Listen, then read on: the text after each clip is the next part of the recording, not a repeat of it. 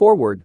Some men seem to attract success, power, wealth, attainment, with very little conscious effort, others conquer with great difficulty, still others fail altogether to reach their ambitions, desires and ideals. Why is this so? Why should some men realize their ambitions easily, others with difficulty, and still others not at all? The cause cannot be physical, else the most perfect men, physically, would be the most successful. The difference, therefore, must be mental, must be in the mind, hence mind must be the creative force, must constitute the sole difference between men. It is mind, therefore, which overcomes environment and every other obstacle in the path of men. When the creative power of thought is fully understood, its effect will be seen to be marvelous. But such results cannot be secured without proper application, diligence, and concentration. The student will find that the laws governing in the mental and spiritual world are as fixed and infallible as in the material world. To secure the desired results, then, it is necessary to know the law and to comply with it. A proper compliance with the law will be found to produce the desired result with invariable exactitude. The student who learns that power comes from within, that he is weak only because he has depended on help from outside, and who unhesitatingly throws himself on his own thought, instantly rights himself, stands erect, assumes a dominant attitude, and works miracles.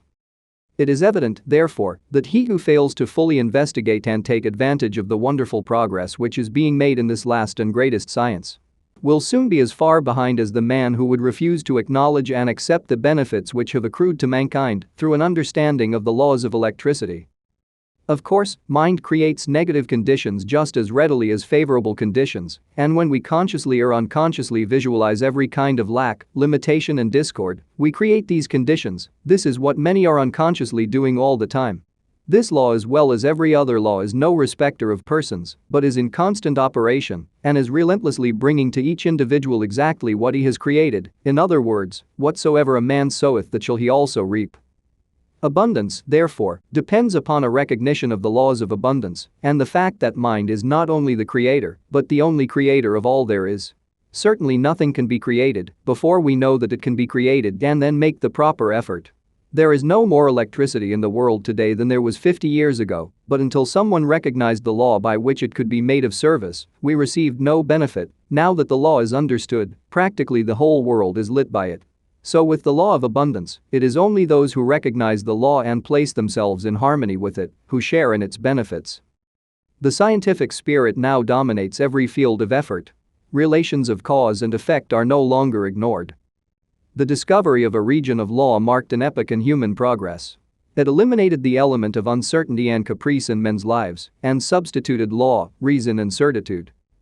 Men now understand that for every result there is an adequate and definite cause, so that when a given result is desired, they seek the condition by which this result may be attained. The basis upon which all rests was discovered by inductive reasoning, which consists of comparing a number of separate instances with one another until the common factor which gives rise to them all is seen. It is this method of study to which the civilized nations owe the greater part of their prosperity and the more valuable part of their knowledge. It has lengthened life, it has mitigated pain, it has spanned rivers, it has brightened the night with the splendor of day, extended the range of vision, accelerated motion, annihilated distance, facilitated intercourse, and enabled men to descend into the sea and travel into the air.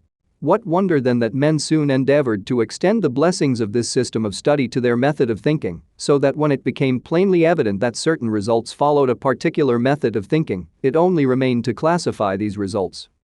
This method is scientific, and it is the only method by which we shall be permitted to retain that degree of liberty and freedom which we have been accustomed to look upon as an inalienable right, because people are safe at home and in the world only if national preparedness means such things as growing surplus of health, accumulated efficiency in public and private business of whatever sort, continuous advancement in the science and art of acting together, and the increasingly dominant endeavor to make all of these and all other aspects of national development center and revolve about ascending life, singly and collectively, for which science, art and ethics furnish guidance and controlling motives.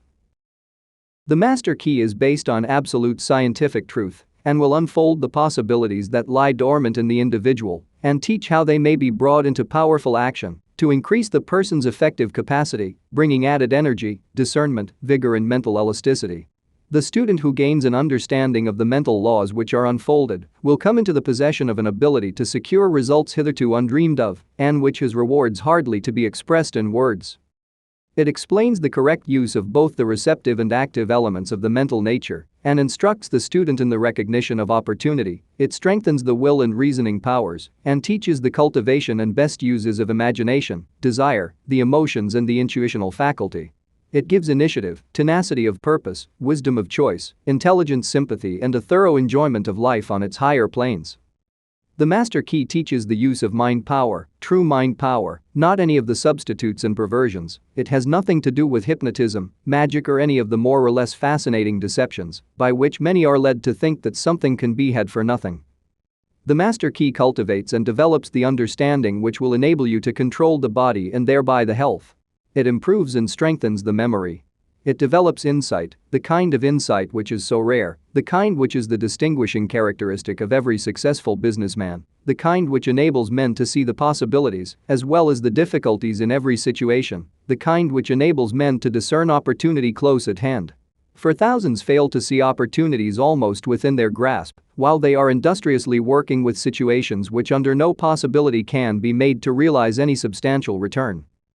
The master key develops mental power, which means that others instinctively recognize that you are a person of force, of character, that they want to do what you want them to do. It means that you attract men and things to you, that you are what some people call lucky, that things come your way, that you have come into an understanding of the fundamental laws of nature and have put yourself in harmony with them, that you are in tune with infinite, that you understand the law of attraction, the natural laws of growth, and the psychological laws on which all advantages in the health, social, and business world rest. Mental power is creative power. It gives you the ability to create for yourself. It does not mean the ability to take something away from someone else. Nature never does things that way. Nature makes two blades for grass grow where one grew before, and mind power enables men to do the same thing. The master key develops insight and sagacity, increased independence, and the ability and disposition to be helpful. It destroys distrust, depression, fear, melancholia, and every form of lack, limitation, and weakness, including pain and disease. It awakens buried talents, supplies initiative, force, energy, and vitality. It awakens an appreciation of the beautiful in art, literature, and science. It has changed the lives of thousands of men and women by substituting definite principles for uncertain and hazy methods and principles for the foundation upon which every system of efficiency must rest. Albert Gary, the chairman of the United States Steel Corporation, said, "The services of advisors, instructors, efficiency experts, and successful management are indispensable to most business enterprises of magnitude, but I deem the recognition and adoption of right principles vastly more important." The master key teaches right principles and suggests methods for making a practical application of the principles, in that it differs from every other course of study. It teaches that the only possible value which can attach to any principle is in its application. Many read books, take home study courses, attend lectures all their lives without ever making any progress in demonstrating the value of the principles involved. The master key suggests methods by which the value of the principles taught may be demonstrated and put in actual practice in the daily experience. There is a change in the thought of the world. This change is silently transpiring in our midst and is more important than any which the world has undergone since the downfall of paganism. The present revolution in the opinions of all classes of men, the highest and most cultured of men as well as those of the laboring class, stands unparalleled in the history of the world. Science has of late made such vast discoveries, has revealed such an infinity of resources, has unveiled such enormous possibilities and such unsuspected forces, that scientific men more and more hesitate to affirm certain theories as established and indubitable, or to deny certain other theories as absurd or impossible. And so a new civilization is being born.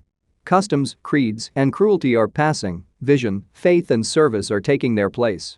The fetters of tradition are being melted off from humanity, and as the dross of materialism is being consumed, thought is being liberated, and truth is rising full orb before an astonished multitude.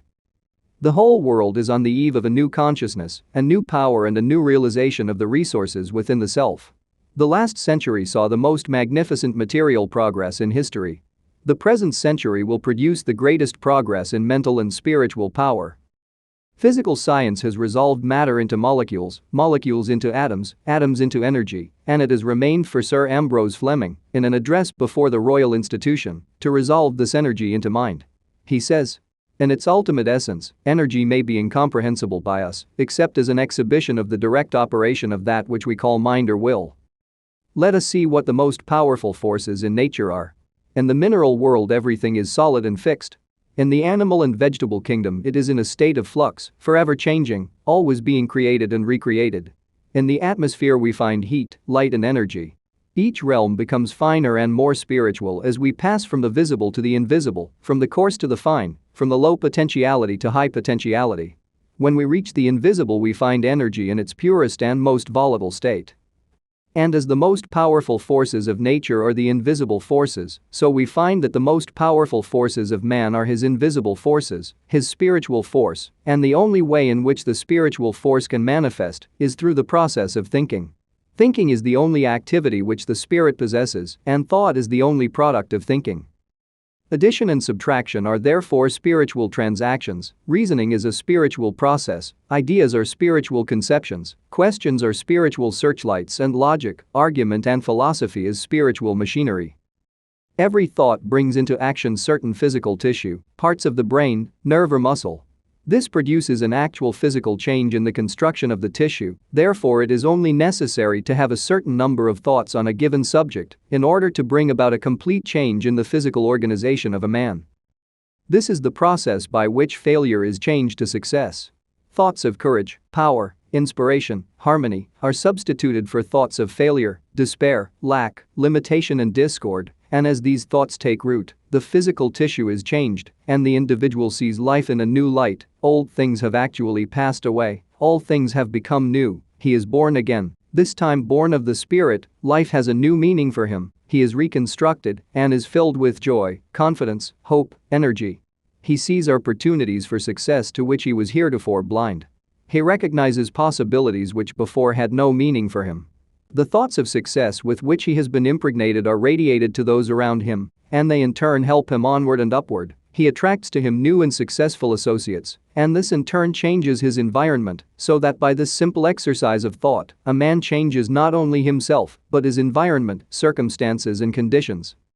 You will see, you must see, that we are at the dawn of a new day, that the possibilities are so wonderful, so fascinating, so limitless as to be almost bewildering. A century ago, any man with an aeroplane or even a Gatling gun could have annihilated a whole army equipped with the implements of warfare then in use. So it is at present.